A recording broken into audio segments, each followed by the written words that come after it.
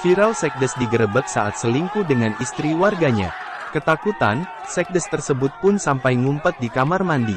Video detik-detik seorang sekretaris desa di Blora, Jawa Tengah digerebek warga saat sedang berada di rumah wanita bersuami viral. Video penggerebekan itu viral setelah diunggah akun Instagram @infojiken pada Senin, tanggal 28 Agustus tahun 2023. Insiden itu sendiri terjadi di salah satu desa di Kecamatan Jiken, Blora, Jawa Tengah pada Minggu, tanggal 27 Agustus tahun 2023, malam. Dalam video itu tampak Pak Sekdes Parubaya mengenakan batik hitam lengan panjang. Kedua tangan Pak Sekdes dipegangi oleh warga.